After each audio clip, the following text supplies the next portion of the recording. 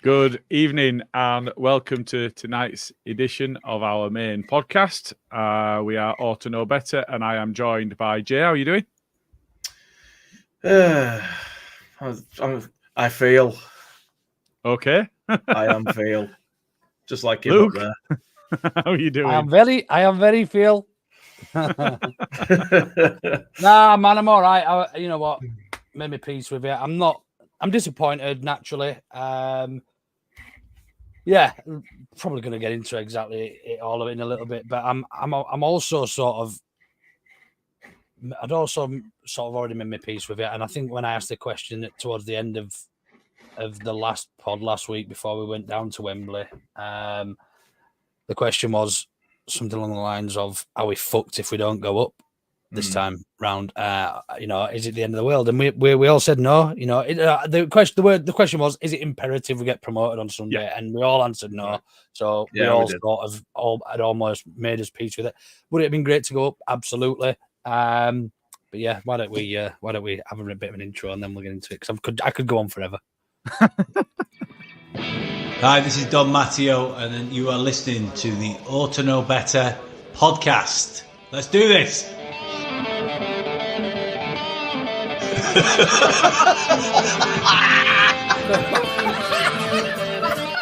You look like fucking Brolin, you're a Leeds-hating bastard. Look like some sort of fucking weird floating head. No. Utensil player a bit, innit? I mean, I feel a bit right, dickhead. Nothing spectacular, really. That's got to go. A precursor to it. Was it a precursor to... I mean, we change it every season. It'll be gone. That's fine. I've got a nice thought about an outro as well that I'll talk to you about offline. But no, okay. We'll refresh all of that. That's fine. Just touching back on what you'd said, Luke. Basically, we all knew that this season, there has been a bit of fear since we didn't get promoted. There's been a bit of fear. The regurgitating of some of the headlines and people not reading actual news articles and what have you, and just reacting to headlines of, well, we've £190 million to pay this season and we owe Jean-Kevin Augustin £45,000 million, and there's a boatload of fear around, which I suppose is to be expected. Can we pay him in one pences? There's going to be a little bit of that because it's an emotional reaction to a situation. People are disappointed we didn't get there. People are disappointed we didn't go up.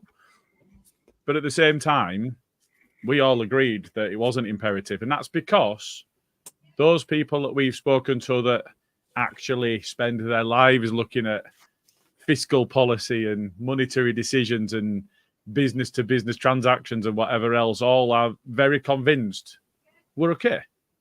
We touched on the Kieran interview just before we came live, and that was recorded back in April. There were some things said in there, but we had assurances then, and there's nothing changed from then to now that our finances are okay regardless. It wasn't, going back to that word that you used, imperative, that we get promoted this time. It just wasn't, and we know that. The parachute payments are a hot topic. For those that don't receive them, it's seen as unfair.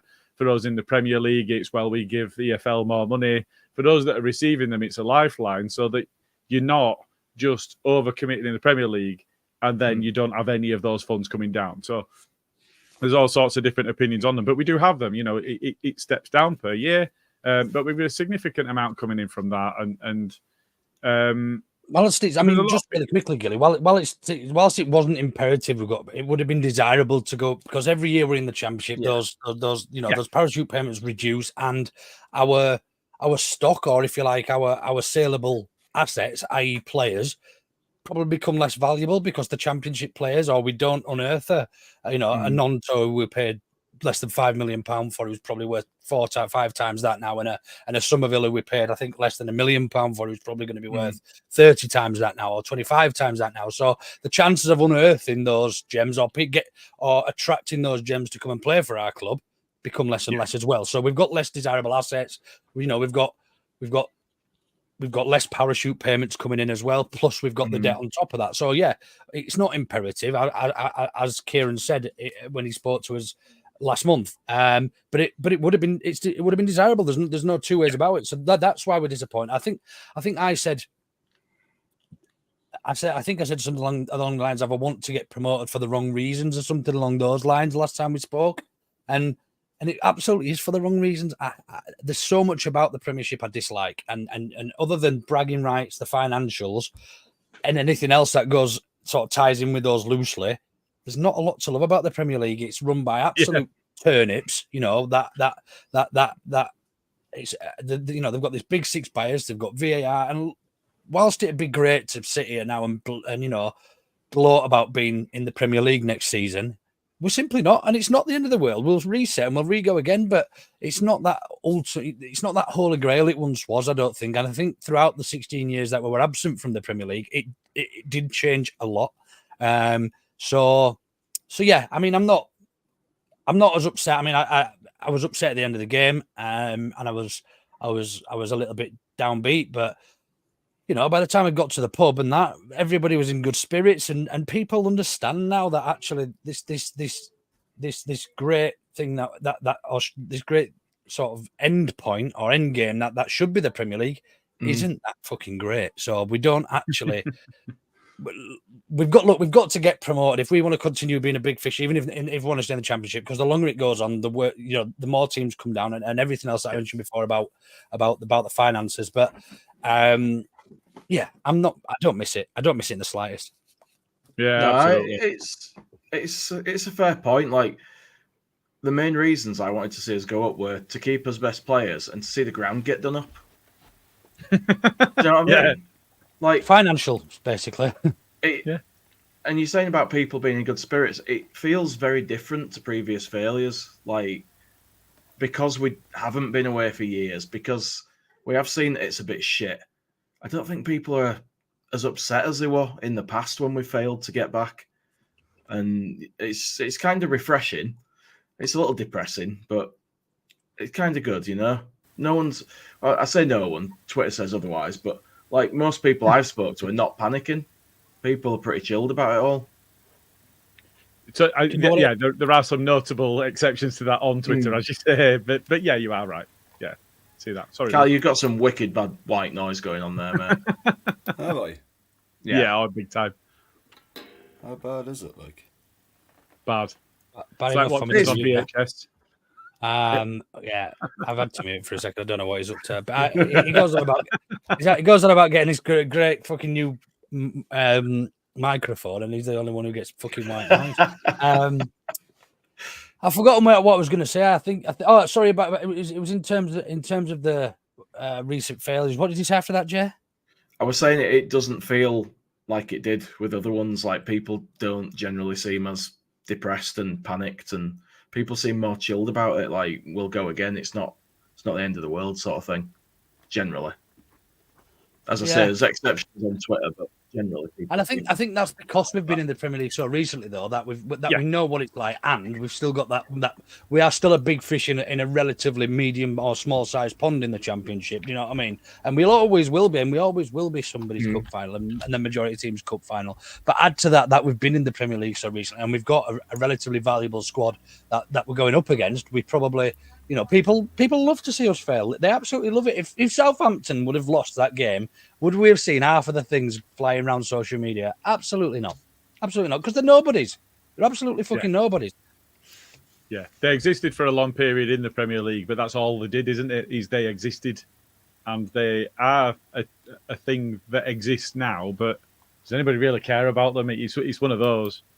So I think That aside, if we go to the actual game, so I'll be really transparent about this. I was at the game. Over the weekend, the biggest stress for me was not even football. It was actually making sure I got there because my train had the emergency cord pulled twice on the way down. And then it took us over 7 hours to get back the following day, door to door. So we had a bit of a mare all round. But do you know what? I quite enjoyed myself at the game, result aside. The concourse were bouncing, it were ace. It was, the ability to buy a pint without having to stand there for half an hour because they were getting through it and they were handling the it looked like Jesus Christ, we're never going to get served here. 45 minutes before game and 20 people deep at the bar. You think, I'm never going to get a beer. And then, within 3 or 4 minutes, you're up front and you've ordered your beers. So, always round, it were all right. I think that being somewhere polished like that would actually harm us long term. And, Jay, you mentioned about the ground getting done up. It's absolutely imperative we don't end up in a bowl like that. Oh, God, yeah. Look at that. You look at Spurs, you look at Arsenal, even, they are decrepit pieces of shit with atmospheres that are myths. Anfield is. The Scum Grounds, obviously, nobody talks about atmosphere there. Even their players for decades now have been talking about prawn sandwiches and no atmosphere. But, some people still feel that Anfield actually has an atmosphere. So it is true there. But, the day trippers where all the money is, those drain the life out of a stadium. And it's really imperative that we don't end up there. But you are right that we need something done there. So it's about trying to capture it while expanding it, making sure that they're optimizing their match day income, which is all the more imperative now. Yeah. But if we come to the actual game, being really transparent about it, don't remember all that much. It was just emotion for me. It was just emotion. It's all gone in a flash. Yeah, I remember Dan James in bar. I remember them scoring and the way I felt about it. Very, very little has actually landed, and I'll be honest, I haven't watched any of it back. I watched the my boss isn't on here out, but I watched the extended highlights today, so I think it was like about 13 minutes worth on my lunch break, just in case you are here. Do you know what? I cannot believe how in control that game we were when you watch the highlights, but I can't believe how many chances we had. I can't believe how many times we went through on goal. I just honestly can't believe we ended up losing that game. I only remember them having a couple of chances. And even from the highlights, they didn't have loads of great chances. They had one that Millier made a great save. And then obviously I do remember that, actually. The chance that they scored. We hit the bar. Rodon, when he broke through, he could have hit it. Somerville just missed one. Gray with his left peg very early doors could have scored on another day. So I don't.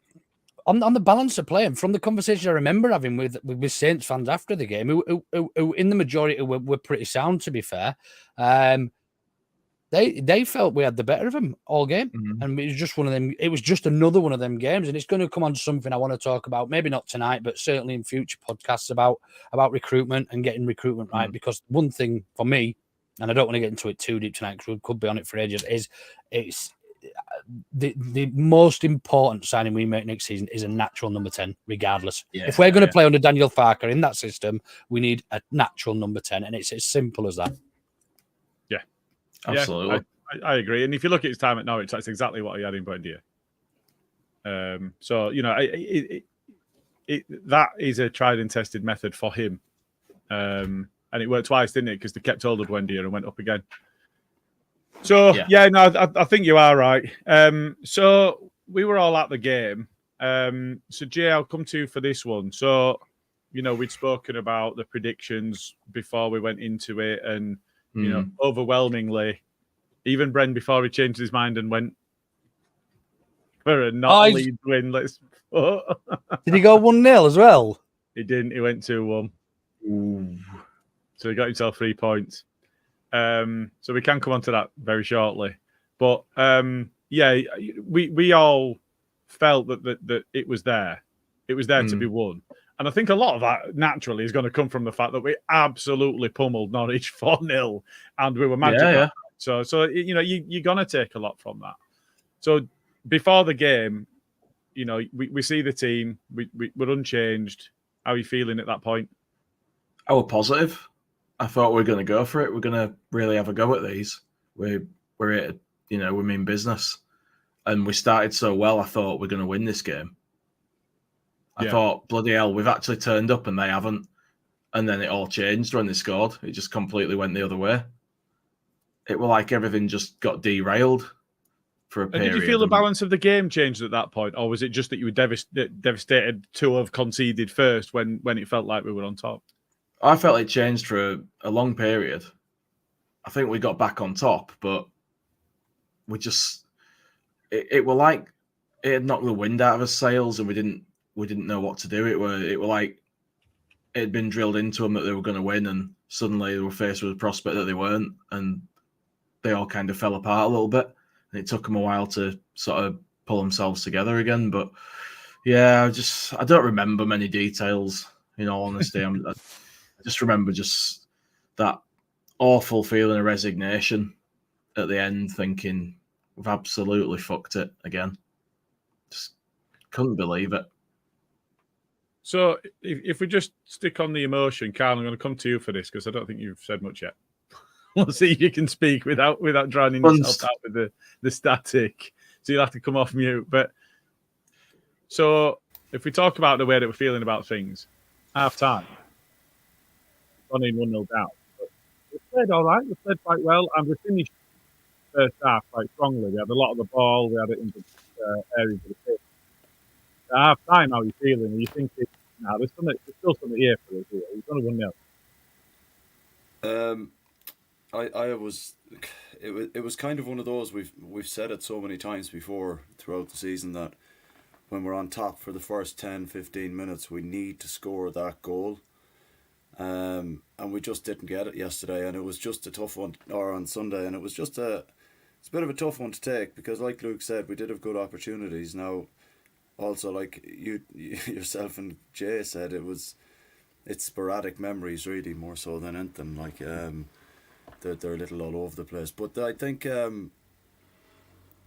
when Jay said that, like, people don't seem as disappointed this time round, and Luke mentioned that it's because we haven't been away all that long. It's one season, and it's something that we can actually build on rather than coming down and not even getting in the playoffs. I think that at the start of the season, the way it was all going and the buyout and the shit show, and I don't think anyone would have said, great, yeah, let's get playoffs. I think you'd have been happy to be top 10, really, like if you'd have been honest. I personally didn't think he would be able to get the tune out of Rutter that he did throughout the season. I thought, regardless of his poor performances here and there and towards the back end, like he did drag us through games, and I really didn't think he'd get that kind of performance out of him at the start of the season because of, well, the little we saw of Rutter last year. All we saw was a good highlights reel and very little else. So I'm disappointed we didn't go up because Southampton were poor, and I didn't think that they weren't great by any means, in my opinion. Like they got a breakaway goal essentially, and it just caught us out, which has been kind of the story of our season for periods here and there. But overall, I'm not too disappointed. We just need to make sure we hold on to certain players. I guess that'll be another podcast altogether, perhaps. But I think if we can hold the nucleus of the team, maybe get Rodon in on a permanent, or even if Spurs want to let him loan out for the last year of his contract or whatever the case may be, if we can keep a good spine of the team, I think we can work around that as well. Get Ampadu back in midfield. Look at playing Gray in the 8 perhaps, and see how it goes from there. He's a midfielder. Let's get a proper right back in and utilise the youth that we have going forward there. So just to touch on the goal then. So when we were talking about the potential starting lineup, so well before we saw any of the team news, and there was concern around whether Byron would even be available and various other different elements. Karl, I'm coming back to you on this one. That goal that we gave away. So one of the things that I said was in the build-up to the game was, so often this season we've seen Saints impact us by being on top in midfield. And for that reason, I would have had Gray in the middle with both Kamara and Gruev. Mm-hmm. Now, it might have been a personnel thing that Byram, that we just weren't in a position to start Byram at right back. Yeah. But do you think it needed that? Do you think it was in the midfield again that we struggled? I think it was a little bit. we saw how defensive we were last time we played that kind of formation that you're talking about. When we played Norwich in that first game, we were quite defensive, and we did try and just take it, by the scruff of the neck in periods, but we didn't. I don't think we overexerted ourselves too much, but it was quite the defensive way of playing in that formation, considering you have Gray sitting. Potentially, we didn't really know it was like a 3 in midfield, but it could have been an 8 as well. Like, kind of pushing on a bit. You'd want to encourage Gray to get on the ball and turn and run at players. Kind of similar to what Cole Palmer does whenever he gets on the ball for Chelsea. His first thought is, if there's no pressure, pass mind. on, yeah, no pressure, mind. Like, but just go be Cole Palmer. but like he has the ability. Like, this is the thing, Anytime we've seen him playing that more advanced role there, like against, I keep saying it, that one-touch pass into Somerville against Blackburn, away at Ewood Park was a thing of beauty. Like, and if you've got someone like that who's able to confidently just do that, play him in a more attacking role, and when he gets on the ball, and if there is no pass around him or forward, just run at players. Like, he's young enough to be able to have that exuberance where he's not afraid to do it. And I think we've seen it in spells where he has done that, and it's been quite effective for us. So just to go back to your point, Gilly, if we did play that formation again, I would like to see him in a more advanced, so like a triangle in the midfield where you've got. It was like that though, wasn't it, against Norwich? It was that we had we had two sat, so almost it was 2 4s and an 8 really, with Archie playing in front of him. But that is more defensive, because prior to that it had been a 10 and a 9 in front of 2 4s. So it was a front 4 with then a solid 2, whereas with Archie he's that bit more withdrawn than a 10. Yeah. So it was like 2 4s and an 8, which just feels to me like it had given us that little bit more insurance and a platform to build on. Whereas, we saw Kamara not closing down, we saw Gruev, we saw Rodon step out. It looked offside from my angle. I'm assured it wasn't. Yeah. But it looked offside after he'd stepped out. Ampadu's had a man run off him. Rodon stepped out. They've broken the offside trap if it has, and they've gone through. And they run. There were. It looked from I was quite high up, so it's almost. I don't know if you ever sat in the East Stand. You get a very, very good view of the shape of the teams, even if you can't see particularly well exactly what's going on. Yeah. So it wasn't as bad as East Stand by any stretch, but you do get to see a bit more of a shape of the game than you do when you're at pitch level. So I think just in terms of that, it looked like they'd taken advantage of something that they'd identified before the game that perhaps they wouldn't have been able to had we had that extra insurance of another man in midfield. They played with 3 in midfield, and we played with 2. Yeah, that's again, Smallbone was free a lot of that game as well. Yeah. There was no man-to-man marking as such. It was just pick up, kind of like. It's a difficult situation to play against as well when you've got 3 in midfield coming at you, and there's the 2 just sitting there. And they're very similar players as well, Gruev and Kamara, in the sense of they won't push forward, so they won't advance onto the players with the ball too much. They're kind of secure. Because they can't. Because if they push on against a 3, then they're caught in behind anyway. Like, so it was kind of rock and a hard place, I think, there in what they had to cope with and do. But again, like we were saying there, if you've got an Archie Gray in there as well, it's a different story, because Smallbone doesn't get that time on the ball. He doesn't. He kind of dictated play a little bit with the slightest of touches here and there, and it wasn't like he wasn't brilliant. But I just remember him being very effective in what he was doing, and it was simple, you know. I don't think any of them played particularly well against us. But you give players a lot of space, they're going to punch you, it feels like that's what happened. Jay, I'm going to come back to you just for one. Is some of that frustration there to be levelled at Farke for not making changes and not seeing that? Yeah, that's reasonable. I think that you could debate the timings of some things and the fact that we didn't seem to really react in the way that we could have to the way the game was going at times. I don't know. I mean, on the other hand, we've been persistent in other games and we've managed to do what we do well, even in just flashes sometimes, and it's won us games. So that's always in the back of the manager's mind, I guess. And it's just hard to know what to do. It's the highest pressure atmosphere that any of those players will have played in that game. Yeah. And you've got to be confident that bringing people on is the right time and that they're going to be able to stomach it and to thrive in it rather than sort of go missing or crumble, you know. So I don't know. We don't have the insight that he has. To us, it maybe seems a little odd at times. Like we've all got things we'd do different. It is what it is. Over the course of the season, he's got it right mostly. Like we've criticised stuff like late subs and all that, but we've won most of our games. You know, it's just one of them things. And we were better than them over the course of the season. We just weren't better than them when we played against them, if that makes sense. Yeah. And, you know, we finished above them in the league, didn't we? So we were better than them over the course of the season.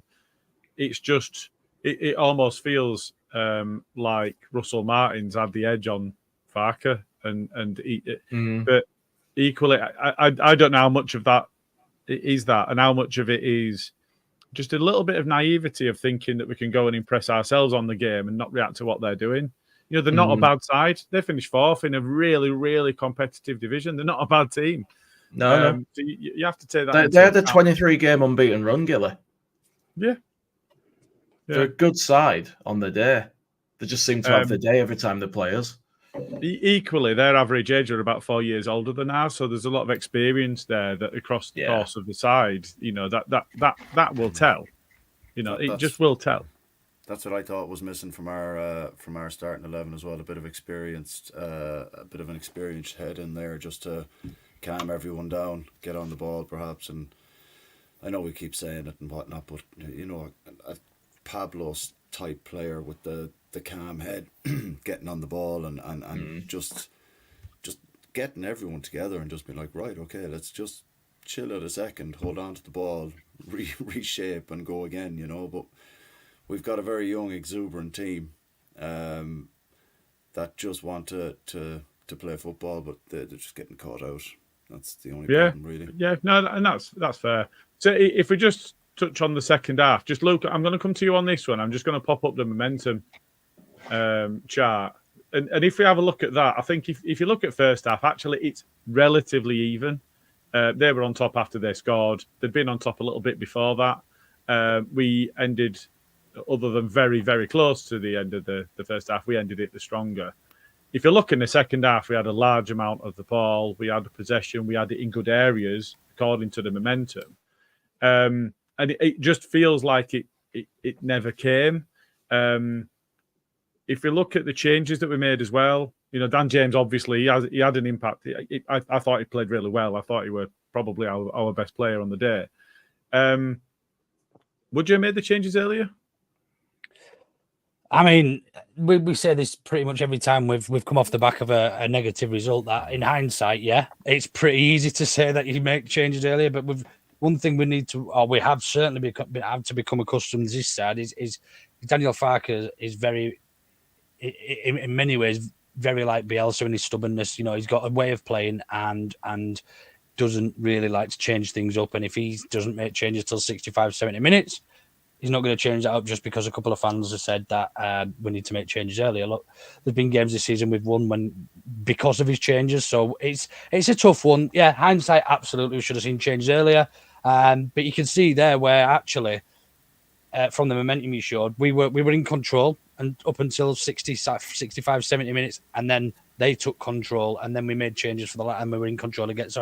It made changes when they were in charge. So I would say that's probably around the middle of the second half, which is 65 minutes when he's where there's that little green up stick or whatever you want to call it. Which is when he brought Dan James on in 66 minutes. When he brought Dan James on, and they still kept a little bit of control, and then we took full control for what seemed like forever. But yeah, I think I mean it's really, really tough. And I thought some of our better or some of our more talented players were a little bit anonymous, which was unfortunate. I don't think anybody played particularly badly. I just think they maybe just ducked it under the pressure of the Wembley setting and everything like that, which again comes back to having that little bit more experience in your side and somebody who can just tell people to calm down. We saw Joe Rodon taking the game by the scruff of his neck a couple of times with his experience. Again, he's not old by any stretch. I think he's only 26, 27, is he? 25, 26, 27? But that additional experience you could see just at the way he knew when to go forward and to bring the ball forward. And yeah, we do miss a bit of that. And when you've got a front line of everybody under the age of 23, I think they are. Is it Rutter, Nonto, Somerville, and Pirot are all around about 23, 24 year old, I think, at most. Yeah, you are looking for somebody with that older head, even an older head on younger shoulders. Somebody like I don't know, from a Cole Palmer, like I mean we're not going to sign a Cole Palmer, but somebody like of that, somebody who can mix things up and can just change the game. I don't think there's a lot of negatives to take out of the game other than the result, because I felt that we did control the majority of it, and if the momentum's anything to go by, that sort of reiterates that. But yeah, man, I mean, I'm still down at it, and I probably will be up until this new start of the new season. But what can we do? There's nothing we can do about it. We can sit here and chat about how we should have made changes in 20 different games this season that we didn't manage to win, or 15 games or whatever it was. But ultimately, I still think, and I've seen a lot of debate about this online today, I still think Daniel Farke's the right man for the job, with a full pre-season behind him, with not so many question marks over players' heads, not with players down in tools before the season starts, and not having to bring in a panic loan in which was Jaden Anthony, who hasn't featured much this season. It was a panic loan because we were losing Sinisterra. It was part of a deal. So it is what it is, mate. And I, for one, I'm still definitely not anywhere near the Farke out end of the barometer or spectrum, or however you want to look at it. But I think with the right signings, and as I mentioned before, a number 10.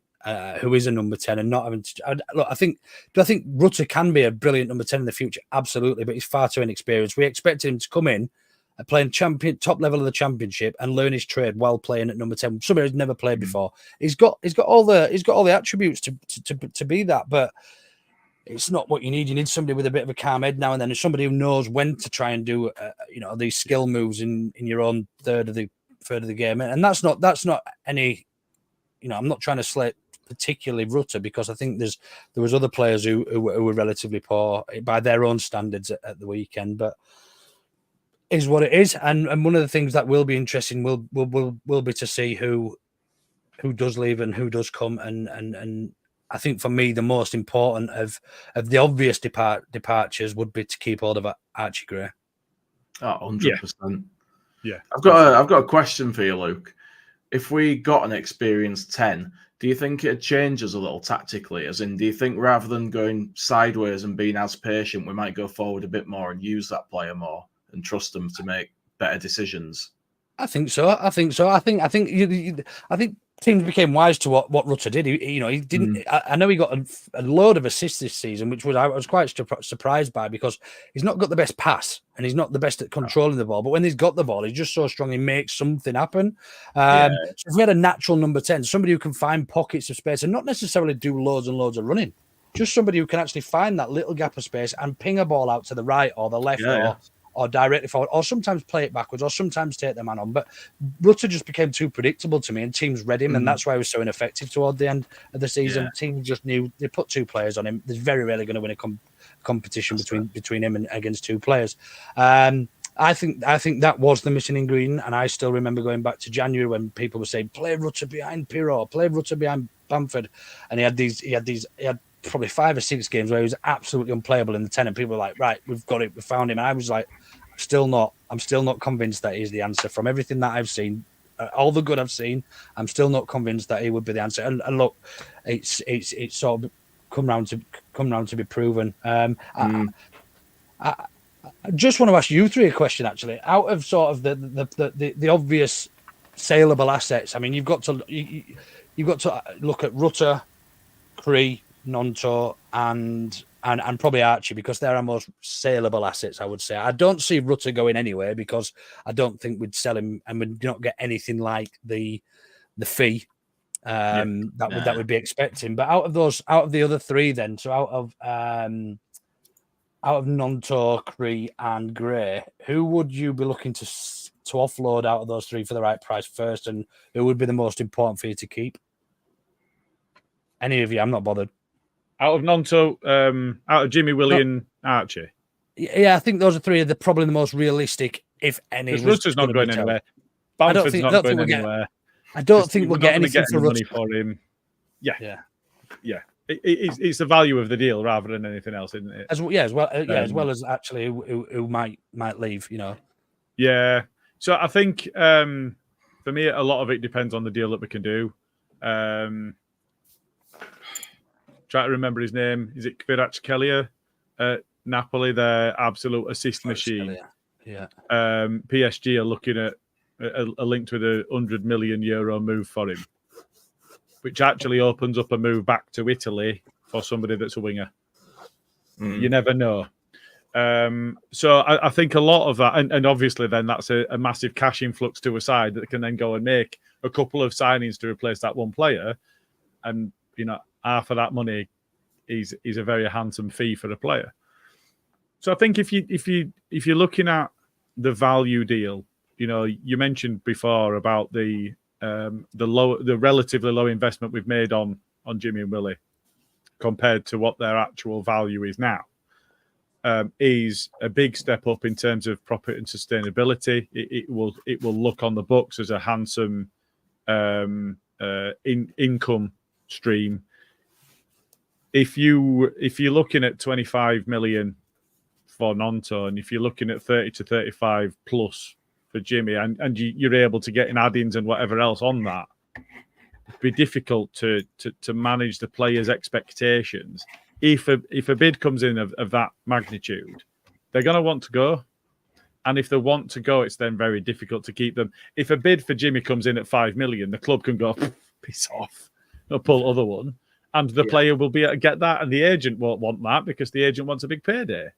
So they're not going to be pushing for a move at that sort of value. So I think a lot of it depends on the value of any deal, any offer that comes in. I think that those amounts that we're talking about, if we got 35 million for Jimmy and we got 25 million for Willie, I'm not heartbroken if we see reinvestment into the side. I wouldn't be particularly upset with them both going at that sort of value, especially if that means actually there's no chance that we lose Archie, because I would prioritise Archie over everybody else. Sorry, Jim, I think any Leeds fan who asks is going to say Archie's the most important. Well, you'd be surprised actually than either of those two. Put a poll in, and people are saying, I mean, it's still running, but Gray 92%. So somebody has voted Nonto to keep, and other. Surprising. The thing with Nonto now, though, my worry is that we're going to end up getting like 15 million for him plus 10 in add-ons, possibly, rather than, a year ago we might have got 25 for him plus 5 in add-ons. They're going to have to play a blind of the board to do these deals right. Otherwise, we're going to get screwed. And yeah, I feel good about the board. I feel positive. They're going to have to play a blinder. I think they've earned the right to be able to have a close season where they're actually in control and they're not being hamstrung by the deals that the previous board have made and all of those things. They have an opportunity now to go and show what it is that they're about. And I think if you I don't know how much you've been able to consume of interviews that Parag's done and the way that he's spoken in the media. He wanted to be. Well, yeah, I thought it was an okay letter. It was better than we've seen from previous owners. He didn't say much, really, but it was fine. And actually, that's what I'm wanting from him. I don't want too much from him. I think he didn't chuck out a load of false platitudes like Rads. oh, we're all in this together, marching on together, Leeds. Yeah. Get fucked, Rads. It was a very So, businessman type letter, wasn't it? yes, Yeah, it was very CEO, chairman type-ish. Yeah. Funny that, isn't it? Boilerplate stuff, not ego. There was no ego to it, Yeah. and I think that was the important bit for me. So, I think that is fair, but I also think he wanted to be more involved in the deals. I think he did an interview with the Square Ball, and it was very, very clear that he wanted to be more involved in those deals, and there was a frustration to him that Rads and Ortle were running the show, and they weren't as involved as he would have liked to have been, and the deals wouldn't have felt quite like they did if he had been. Now, that's really easy to say, especially after the fact. But now he's got an opportunity to go and show that there's some substance to those words, and I think they've earned the right to be able to do that. Yeah, I think you're right. If we look back over the season, I'm going to come to each of you and ask you now. But if we look back over the course of the season, I think the way that I think you've got to say that they backed Farker, and I think the way that they did back Farker set us up for a season, and. Before the season even started, so well before the transfer window closed, I said missing out on promotion will be a massive failure this season. Now, if you fast forwarded that and asked me again a week after the transfer window closed, then at that point I'm talking, Karl mentioned, are we even looking at playoffs or are we looking at top 10? You've had players threatening legal action for not being allowed to move, and Adams going and Cine going, and you're thinking, Christ, what is this going to be? But in the close season, you're 2-3 weeks out from season start, and you've got that positivity, and you're thinking, no, we've got to get promotion. We're going to go for it, and we're going to blitz the opposition this season. But that's the fans in us. And that's what we want. So I think the perception and the perspective changes over the course of the season, and it very, very definitely would have been in a state of flux at the end of the transfer window, given what happened during that period. Absolutely. I just want to come to. I'm just going to ask you a question, all I want is for you to rate the season out of 10. So I'll come to you first, Luke. I just want a score out of 10 of how you rate the overall season. Are we rating Leeds United season? Are we rating Farker's season? Are we rating the players, or is it as a collective? You rate them and you give me a rating and tell me what you're basing it against. I think I'd probably go for a high 7. And that's based on the collective. I think the players at stages have let us down. Certainly in a number, a handful of fixtures that come to mind. I think Farker's done very well, but also been quite naive in a couple of stages as well. I think the running of the club has probably been the biggest positive, I think, of this season, and the way they've handled, and even throw Daniel Farker into that, the way he handled Willie Nunto at the start of the season, and the sinister, if you don't want to be a piss off, basically, we don't to actually take that attitude against somebody who's, he's a good footballer. They're both good footballers, highly rated footballers. To actually not play them and say, look, piss off. If you don't want to be, you can train with the under 23s or whatever they were doing, 21s. In fact, they were training on their own. He sent Nunto and Sinister to train their own. The way the club's handled everything, these stupid contracts that were given out under the previous ownership. And then the players have actually been really, really good. And I've got a tip of the hat specifically to Joe Rodon, I think, who's come here on loan as somebody who's not one of our players and is giving his all for the shirt. But I would say probably 90% of the team have done that throughout the majority of or all of the season. But yeah, there's been times when we've wanted players to step up when they just haven't. And look, I don't ever expect everybody to play 10 out of 10 every game, but when you play like you do with the exact same squad against Norwich and then go into the final, which I still don't think we played too badly against a better Saints side than Norwich. It's just it's a high 7, probably an 8, but because it's good, but there's plenty to improve on. I think that's all fair From everyone's perspective, that is. Yeah. So if we stick with that same baseline, Jay, I'll come to you next. So we're rolling it all together, and it's an overall view. So it's not a judgment of Farke's season. It's as a club. Where do you where do you rank the season? I'd say a solid 7.5 for me. If we got promotion, it would have obviously been sort of an 8 or 9, autos a 10 kind of thing. But it's hard to be upset. You know, we got to a playoff final, and at the start of the season when everything were chaos, you just to have been told you'd get there, you'd have snapped their hand off. You'd have taken that. We were so close.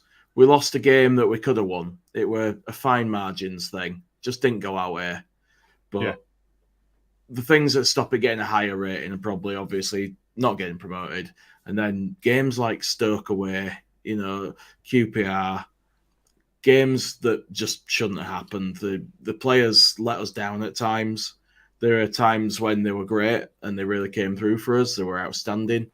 But there were games where we needed them to sort of turn up and they didn't. And it puts a little dampener on it for me because there are times they could have done better. So I'm giving it a 7.5 because overall it was still a good season. We got a great number of points. Any other season it'd have been enough. We just sort of fell at the final hurdle. Had a few slips along the way. Yeah, I think that's fair. Roughly the same score from the pair of the others, Karl. Where's your mind at? I would have gone about 7.5 myself. Like I said earlier, I think we needed one or two more experienced heads in there. I know we had Byram in and out, and we couldn't really rely on him. He even admitted to Farke that he could struggle to play. Turn your mic up a little bit, Karl, if you can, mate. I can't hear you. Turn it up. Is that better? Yeah, you're fine. All right. I was just telling him then, but you said it while I was typing. Thanks. But yeah, you couldn't, like he even said, he couldn't see himself being able to play 2 games a week very often, and that was kind of a hindrance on us because he was, like we mentioned throughout the season, he was probably the most experienced player we had in the starting 11 at any one time, bar Cooper when he played. Like, I just think if we're doing it overall, I think Farke's in-game tactics, substitutions, they could do with a bit of improving. I think the timing of them for large portions of the season weren't great. I think he tried to utilise the forward players that he had to the best of his ability, I guess, and it was just not much sound there. Oh, you're all right. I can hear you now. I think that would maybe a legacy thing. It's still a little quiet, but we can hear you.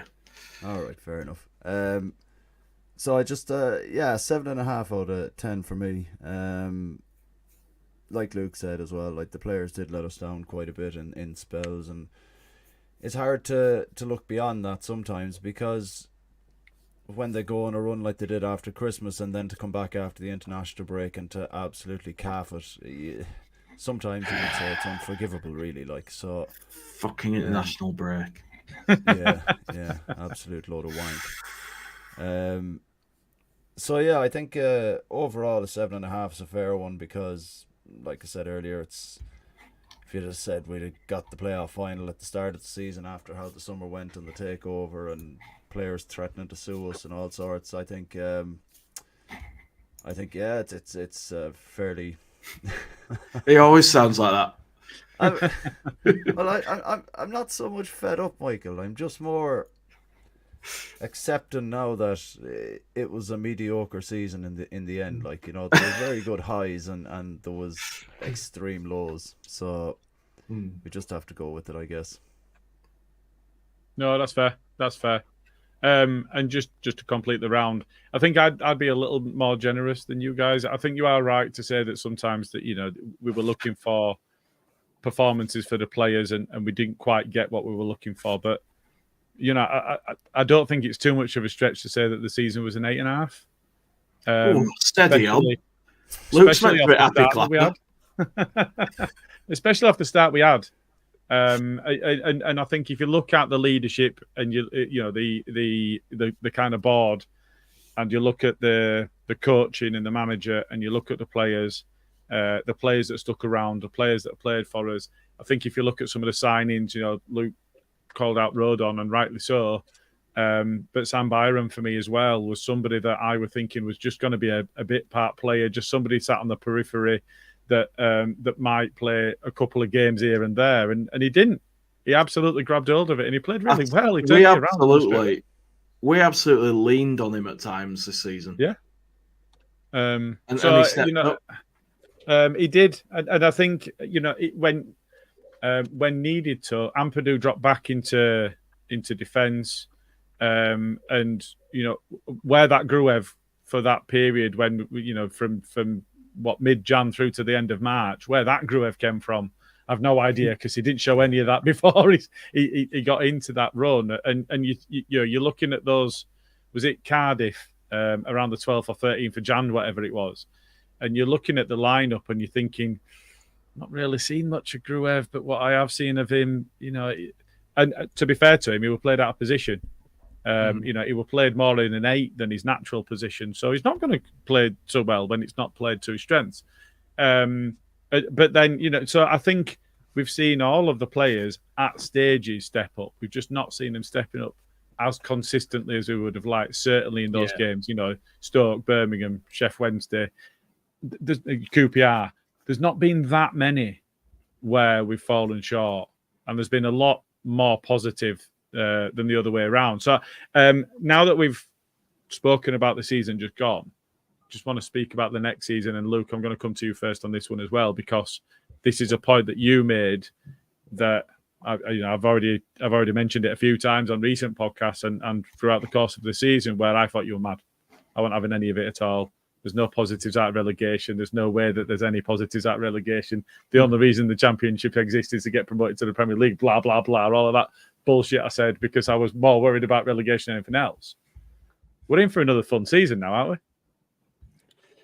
Yeah, it's kind of the argument I've been putting to the Saints fans as well, who've had loads of my tweets bookmarked. So I've been battling in the trenches all day, really. I say all day, not all day, on my lunch break. Sorry, the hero we didn't know we needed. All day, having watched the extended highlights as well on Twitter all day. So yeah, I think there's a lot to be said for being one of the big teams. And look, you've only got to look at the way they reacted at the end of the game to how we reacted. We've seen the video of them wobbling down Wembley way singing. Have we seen that? Yeah, like a zombie film. Yeah, they're all rocking like this, going, "Oh, when the Saints," and even the Saints fans I met were like, "Look, you were the better side. You probably deserve to win and go up." And look, I am looking forward to next season. I think there's going to be some wholesale changes, and at times we'll probably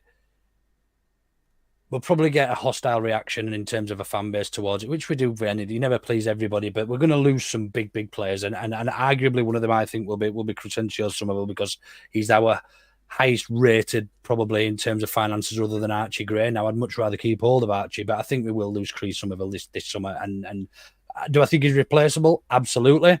I just think I am looking forward to next season. But however, I would have liked to have seen how we reacted had we got promoted under this new regime, because I think they do mean business, and I think we have got the finances behind us now, that if we do get promoted, that we could.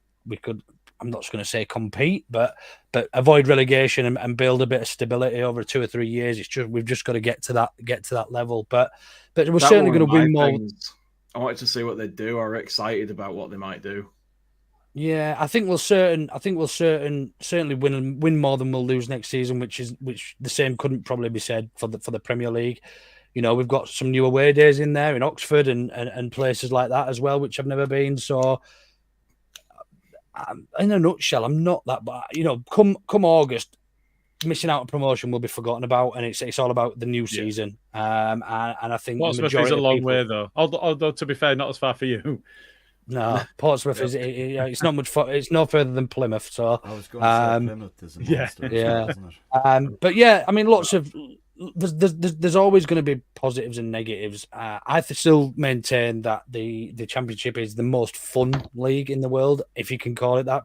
Certainly the most competitive, where teams can beat anybody, and we've seen that. And you don't necessarily always have a big 6 or 7, whatever they are now, up at the top, who the big boys who can spend billions of pounds and not even sort of look behind them. But yeah, I'm looking forward to it. Already, I'm looking forward to seeing how we strengthen and where we strengthen as well, because certainly the board will have recognised that, and we've got a guest on next week who we can't name just yet until we've got a date and time set. But I'm sure they'll be able to come on. Teasing and give us a while. We're gonna have to find out sooner or later.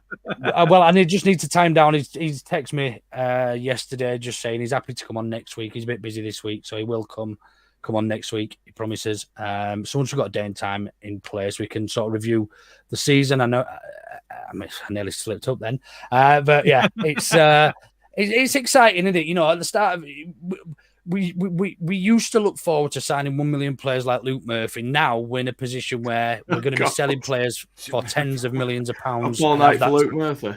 Yeah, and we're going to have that to, you know, we were mid-table mediocrity. We died off, and now we can look forward to bigger and better things. You know, we'll sell players. It doesn't feel like we're a club at the moment that, you know, whilst these figures have come out from Kieran, and I don't want to go into that too much, because if people want to listen or hear about that, there's a full video, an hour's worth of it with Kieran that we actually did.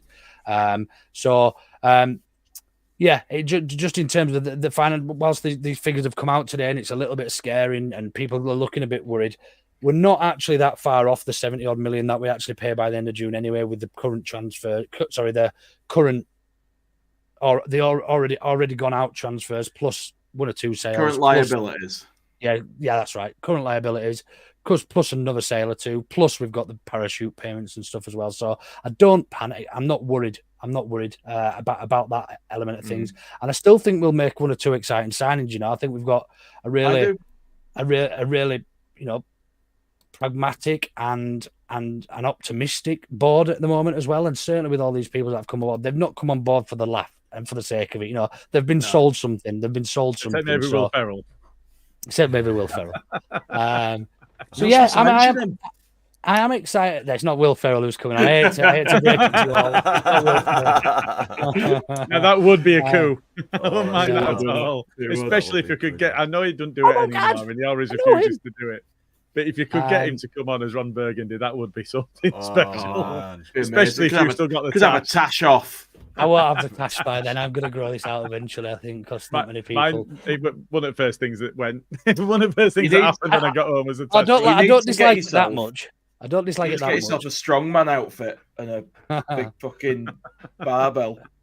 Anything I wear is a strongman outfit, Jamie. Jesus. Do you know what? Go on, sorry. It's really petty, but do you know what is a massive positive out of all this? We get to go up as Leicester and Ipswich go down. And we can absolutely. You know what? It'll be glorious. I've already bookmarked so many Saints fans, so many Ipswich fans, so many Leicester fans. And you'll sit on them for a year. Oh, lads. We've got Derby to play again as well, which would be nice. You know what I saw today? Southampton, imagine getting promoted on Sunday and then finding out your first 2 signings could be Adam Lallana and Danny Ings. I know. Hey, imagine getting promoted as champions, singing about Leeds, and your first business in the Premier League is finding out you're probably going to get a 15-point deduction and your manager's fucked off. Yeah, God, signed up. Yeah, so all in all, in a nutshell, optimistic, and yeah, really, really looking forward to it. And I'm hoping the rumours around Farke staying and being offered, you know, I mean, he's still in contract anyway, so he won't have been offered a new contract as such, but I do like to see people sticking with managers, even when things potentially haven't really gone as we expected. So I think we've got a record-breaking season throughout the season. We had the most wins for 60-odd. The longest unbeaten run in 60-odd years or something. It was. In fact, it was longer than that one. It was 80 years or something. 31, wasn't it? 90 years, I think. Yeah, nearly 90 years. So yeah, it's there's a lot to be positive about. And whilst it's not easy to digest losing in that fashion. If we're a little bit more sort of proactive about it, and we actually look forward rather than back. There is a lot to look forward to throughout the summer and going into next season. So all in all, I'm not too dejected. I'm not as dejected as I expected I'd be. I think is probably the best way of putting it. Yeah, and I think that's fair. So just one thing that I just want to touch on here is this. Auto no better predictions. Oh, I'm sure you will. Gilly won. End of. Let's move on. So with 3 games to update from. You got to put the table up and everything, are you? Nah, I'm just going to talk through it. He's made himself a certificate in Excel. Smarty went for a Norwich win in the first playoff leg, which landed him a -3 when we drew. But I went with a 1-1 draw, so I got 3 points. And that put me level on 56 points with Bren, with Luke in 3rd place on 48, Smarty on 47, Jay 44, Karl 44, and Fans on 29. Oh, Fans got a kick in there, didn't they? Terrible. And then, for the second leg, I went 2-1, Fans went 1-0, Smarty went 2-1, Luke went 2-0, Karl went 3-1, Jay went 1-0, hat nod to Rutch, who went 4-0. And Bren went 1-0 Norwich.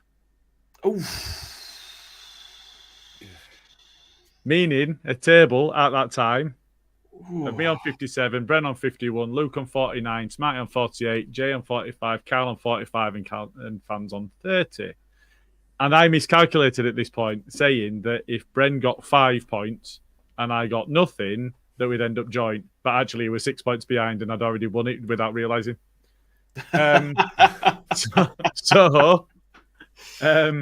For the final, I went 3-1 Leeds. Fans was Rossito 8. He went 3-0 Leeds. Smarty went 2-1. Luke went 1-1 draw.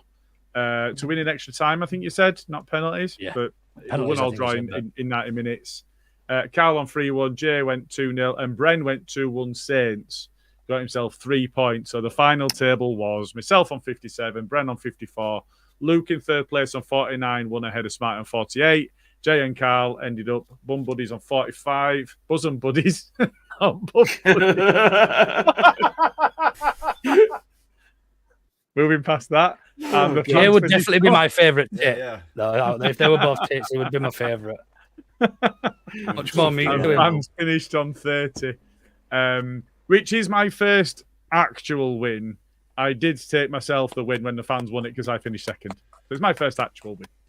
Well done, mate. I'm not going to give you too much fanfare since I didn't get any.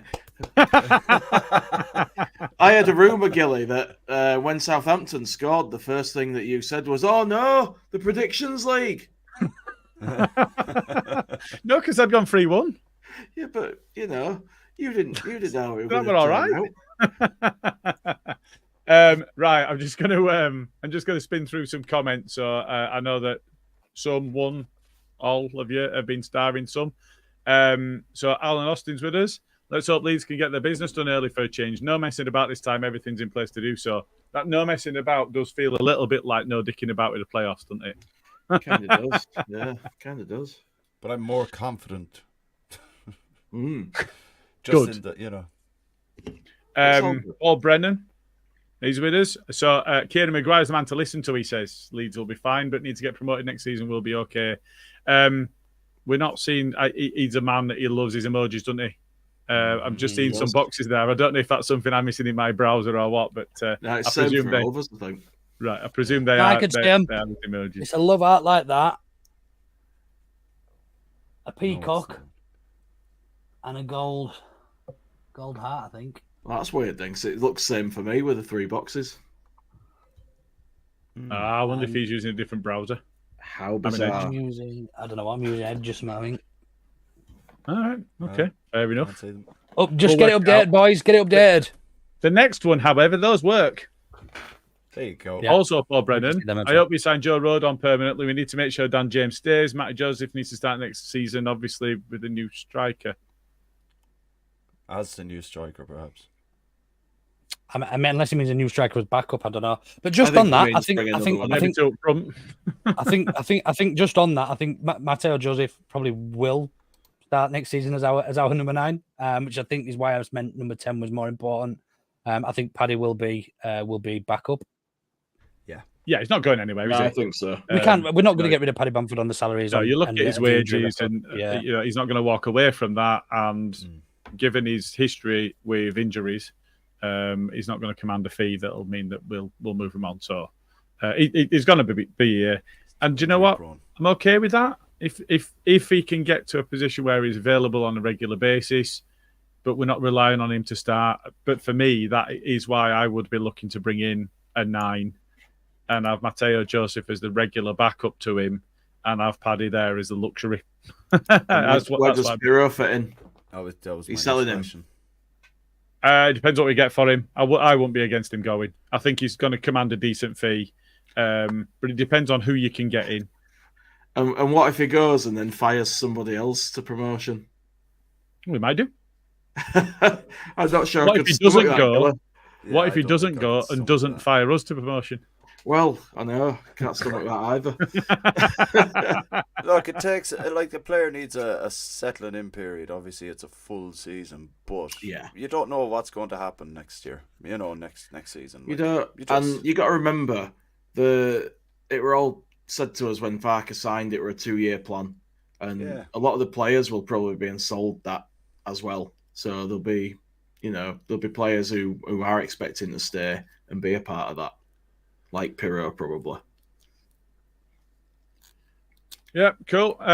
Daryl Harris is with us. I think this might be you, Luke, rather than like. I think that might say, Luke, I'm sure I see a video, an Instagram of you on a train singing "We All Love Leeds." If it wasn't you, it's your spitting image, lol.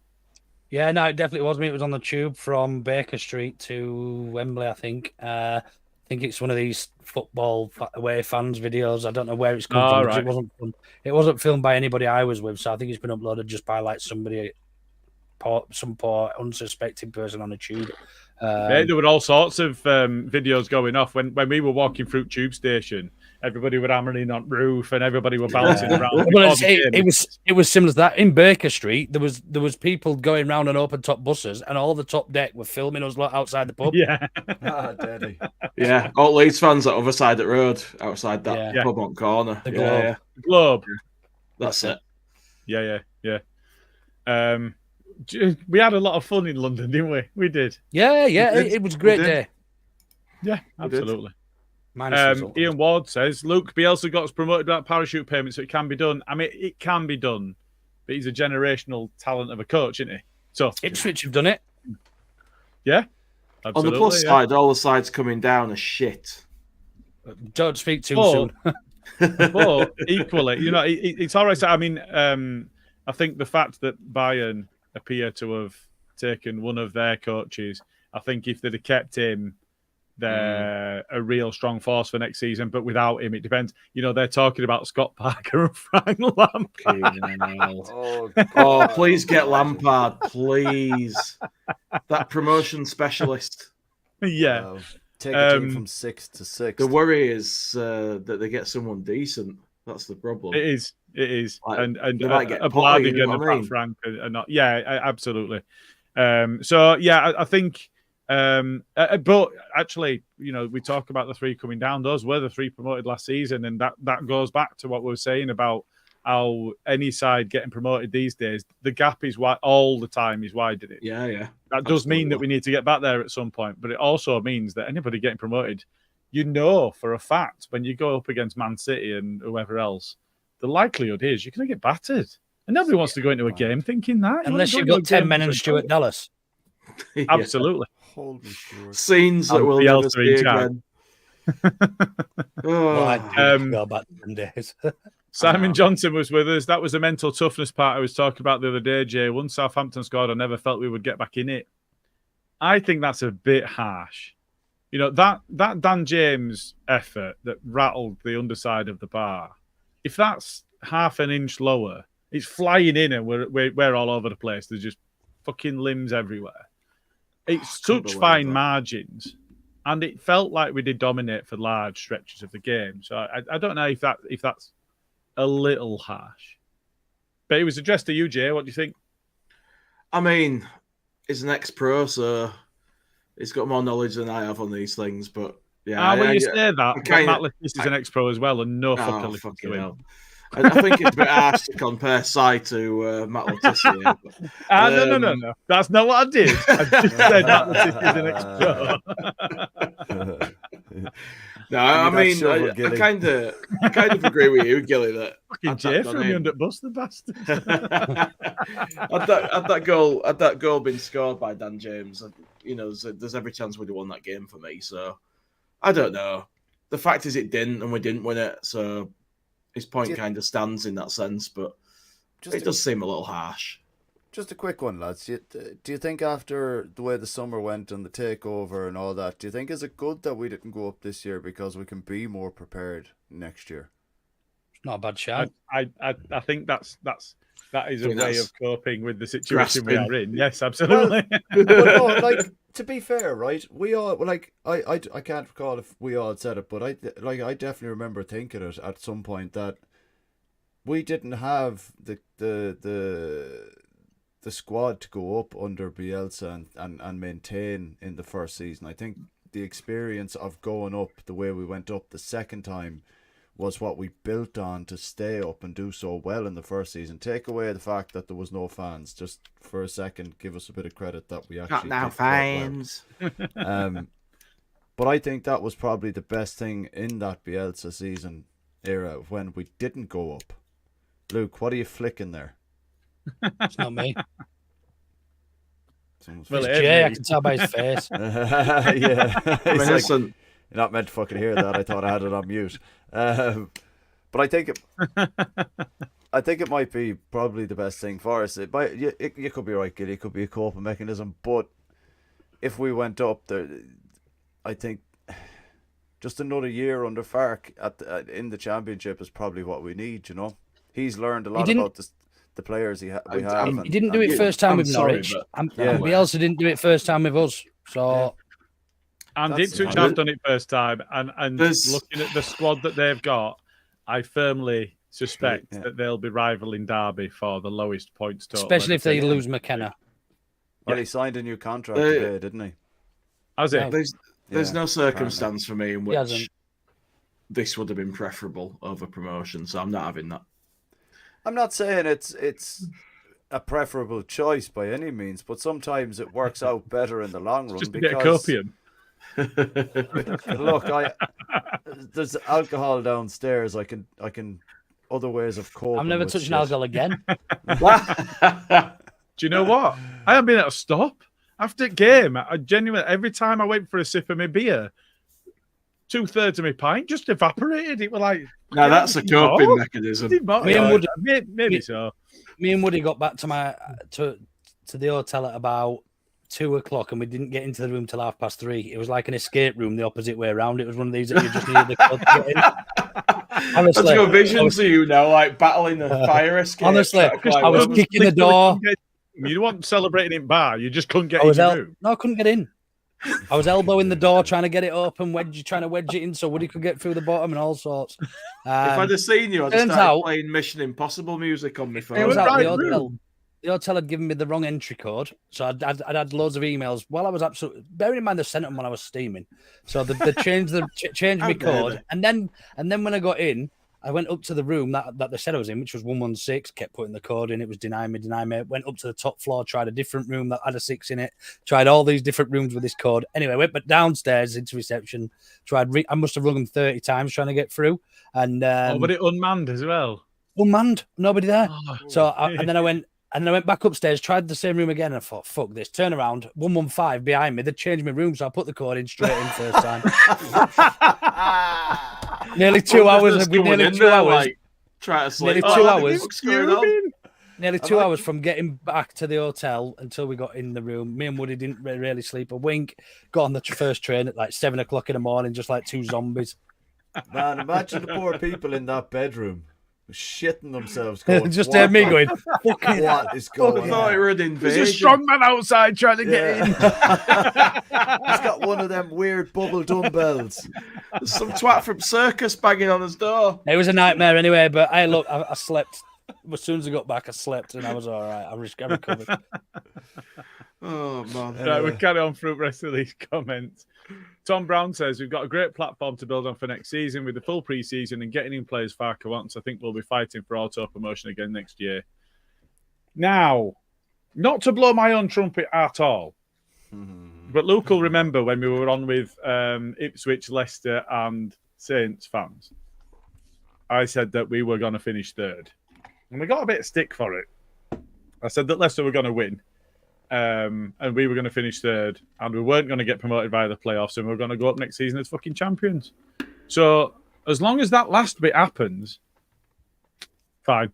You're never going to let us hear the end of it, are you? As long as that last bit happens, I might mention it a couple. The end of yeah, I might mention it a couple more times, especially if we get off to a good start. And then the first ever Ought to Know Better mugs will be out that say, Gilly says, we're going up as fucking champions. Yeah. And then his mug on the mug. To be fair, the first Ought to Know Better mug we ever had, Jay, was you. Touche. Sorry, mate. You set him up, I'll knock him out. Touche, mate. Touche. Richard Hogan says, lads, should we have started with 4-3-3 like at Norwich and keep it tight and then change it up at half time? I guess this goes back to the point I made about Archer being in that 8 with Gruev and Kamara kind of sitting. Carl, you kind of answered this one already. Luke, would it have made a difference? Possibly. And we mentioned it actually on the pod last week in preparation for Wembley that we thought it might have been a little bit more pragmatic in his approach and actually started with that, like the first leg at Norwich, and then maybe switched it up at half time. But then we said, actually, he's not going to do that because he doesn't make changes. So, look, would we like to have seen that now? It might have worked, but I still think we were the better side. The better side lost on the day. Can you imagine how bad he got hammered with, like, oh, it's so negative if he'd done that and we still lost? Yeah. And yeah, it would have been an easy way to have a go at the way that we'd settled, wouldn't it? Oh, we were too negative. It would have been. Look at the 4-0 against Norwich. We went for it and we won. Yeah. It's one of those where whatever you do, if it doesn't work, you're going to get some shit. Yeah. And there's only one way to find out. Yeah. Okay. No, I think that's fair. Nige D gives us a talking point. He says, talking point, guys, as Farker's tactics that he stuck with since his Norwich days becoming a bit dated by younger coaches being more adaptable. Martin outwitted Farker 3 times this season. Carl, you take this one. I wouldn't go as far as to say he outsmarted him by any means. She's outwitted. Excuse me, outwitted. Same thing, isn't it? Don't apologise to him. I don't think it was a case of that, really. I think it was just we weren't in great moments when we played them both times, but you'd have kind of hoped off the back of that he would have learned his kind of lesson a little bit and adapted. Like, I don't think I would have looked at it as negative if he had put Archie in the 8. I thought it would have been a very bold move to operate in such an, in a formation that could be very defensive or extremely aggressive if you get the likes of Archie on the ball, playing in behind Rutter and that kind of thing. I think, outwitted. I wouldn't say outwitted. It wasn't. We were just in bad moments when we played them twice over the course of the season. Our September wasn't great.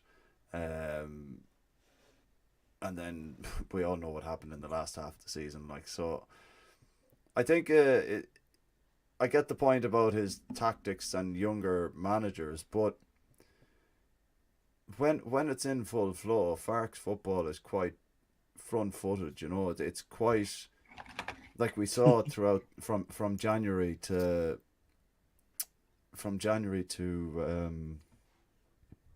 the international break, and it was quite quick. It was quite, we were very much on the front foot most of the time. So I don't know if it was outwitted at all. I just think I think for me as well, Carl, we've got to look. The 3, like you said there, the 3 times we played. In the first one, we had Cooper, Stroik, Byram, and Shackleton at the back, and it was at their place. They needed a win, otherwise Martin was getting the sack. Second time we played them, we had to win. We had to win the game for any chance of promotion, so we played a completely different game to what we normally played. I think the last performance, the Wembley performance, was the best we've played against them this season. And as I'll keep saying, the best team lost on the day. Saints fans said the exact same thing outside the ground.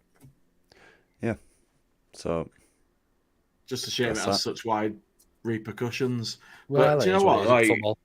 just on what Nige said there, there's only one coach that's beat him more than once. So to turn around and say younger coaches are, they're more adaptable and he can't beat them, it's not a valid statement for me. Did West Brom beat us twice? Not on the evidence I've seen. I didn't think so, but We drew once. Drew with them at home and lost away. Yeah. But out of an entire division, one manager's beat him more than once. One's managed to get drawn a win. For me, that doesn't mean that he's been outclassed or overcome. And he did finish ahead of him in the league. Yeah. So, I get what he's asking. I get why, but yeah, on the evidence we've seen, I'd say no. Fair enough. Luke, I think this one's almost certainly aimed at you. Rubbing up thought Freddie Mercury was dead. He's not. He's living in a loft. What's that Men in Black? Oh no, Elvis is not dead. He just went home. Yeah. I'll tell you what. Monday, I did feel like I had that disgusting disease, that sad disease that I had on that train on the way back. Jesus Christ, Luke. On the way on the train, we must have looked awful, me and Woody, like literally not. Oh, anyway. And this is our last ever podcast, so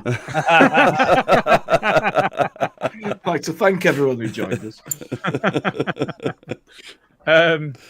Comment by Mick T. I'm more interested in when we get the stadium upgraded. Being in a wheelchair, I hope we get an inclusive crack at the whip. I got faith in Farker, I really have. Well said. Yeah, absolutely. And I think that's a fair statement all round. Ensuring that we've got the right facilities for everybody is absolutely key. I mentioned about maximising income. It's a bit more than that, isn't it? It's also about the fans' experience, and it's all of the fans' experience. And I think that we look at Elland Road, the fact that the pie from the wall has gone, but it took 4.5 years for it to go, that sort of thing. There's things that need to happen in the stadium without losing the soul of it. And I think that's it. It's a tough balance, but that's what we have to see. We have to retain what that is. A lick of paint, a few facility upgrades, and some machines that can pour more than one beer at once. That's all we need. Yeah.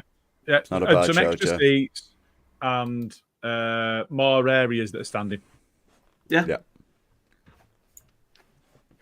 Ian Ward.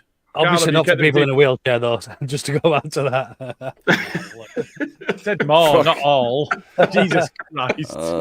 So it was funny. I'm sure people see the funny side. I'm sure they do. If you can't laugh now, when can you bloody laugh? Jesus Christ. So thanks for joining us on this final Or to Know Better pod.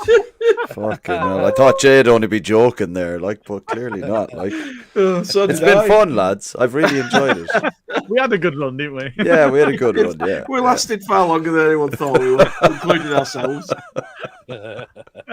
Carl, Ian asks you if you've kept the receipt for your microphone. If so, you can get your money back. It's nothing to do with the mic. The mic is perfect. It's the I'm pretty sure it's the USB ports on the laptop Jay has lent me. So it's Jay's fault. Pretty sure. You're still using that laptop I gave you ages ago, and you've now broken it. I break shit, man. All I do is plug stuff in and out. Here, how aggressive are you? Man, the computer works fine. You find out it's wrong way up. Man, the computer works fine. The laptop works fine. The USB ports don't. USB port. Anyway, we haven't heard this comment enough. Paul Brennan says we've still got 90 points. I might actually mute the words 90 points on Twitter. 90 points. Who gives a fuck? We're super leads and we're not going up. We still didn't go up. Lost 2 at Elland Road. I mean, losing 2 at home all season, it's not bad. We just want better next season. Yeah. No losses next season. We'll still be there. We'll still have a laugh on a match day, and we'll still enjoy ourselves. Of course we will. Right, okay. Before a third comment that just actually finishes the podcast off forever and ever. Amen. Don't put that one up that I've just seen. Please don't put the one I've just seen up. Not that fucking one. God, no, Herbert, stop it. No. Jesus Christ. Why does this happen on here? So, there's more comments coming in. Will Nonto's departure be a big loss, etc. We've got no idea who's going yet, but what we're going to be doing, I suspect, is we're going to be focusing on that in future podcasts. We've now been on air for 1 hour, 24 minutes and 41 seconds. Luke's yawning. No, Luke's yawning. I clearly need to put my teeth back in. I didn't expect this to be a particularly long podcast, but who knows? We've got some shit to talk about. Once you get going, maybe we just talk some shit. We spent first quarter of it trying to get Carl's tech working, so Yeah, exactly. All right. So just the last thing for me to comment on is I've done fuck all this weekend and I gained 5 pounds and I've done no training at all. But Smarty and I are training for the Leeds 10K on behalf of Andy's Man Club. So thank you to everybody that's liked and shared and donated and all of that stuff up to now. It really does mean a lot to get your support. So thank you. And anybody that can spare anything, any amount is gratefully received. Thank you very much. As to that, I think there are elements we are still waiting on the AMC guys to pull together for us. So there'll be some more events taking place next month. Anything else you guys want to mention before we jump off? They might get a few more people after this weekend. Jesus Christ. And on that note, fucking hell. Hey, I'm assuming that's a no then. There's no way I've you just can got go if something. you are feeling a bit. Yeah, go on then. Just that obviously we'll have no more Brady and Cokes between now and the end of the season, but we'll have sporadic episodes probably. We are hoping to have one next week. There's no shit take this week either, Herbert, just because we haven't got time. So tune back in next week and we'll do a whole load of them. I think we'll get a season's worth together, maybe. Could we do some with the special guest? Some shit takes and see what the opinion is. We haven't got time. You mean we ain't got time to go through all of them? There's that many, right? Yeah. And the last thing was the poll results. So Archie Gray was obviously the player that we expected, that we wanted to keep, and the most imperative that we kept. And then while we were talking, I asked everyone to rate the season out of 10, and 9 or 10 got 13%. So there was quite a few people still felt that we deserved a 9 or 10. 8 got 42%, so they were with you, Gilly. 38% of us went for 7, and then 6 or below 7%. So most people scored it around about 8, between 7 and 8. So, pretty much in agreement. I think we'd have averaged 7.75 or something like that. Yeah. That's a grand number. Just the last thing I want to mention is the club have just shared a picture from Wembley, and they've put the MOT words in there. I'm not going to read them out. You can read them yourself. You all know them yourself. But from the first game till the last, thank you for your amazing support this season, MOT, from the official account. It's been a decent season, lads. It's been a decent season. It has. It has. And one last thing on the back of that loss. A wise man once said, El fracasco se es vivido con dignidad. I'm not going to read it in Spanish, but basically... I knew it. Marcelo once said, if failures live with dignity without being ashamed, being able to continue loving and respecting each other is much more significant than any success. So, don't be...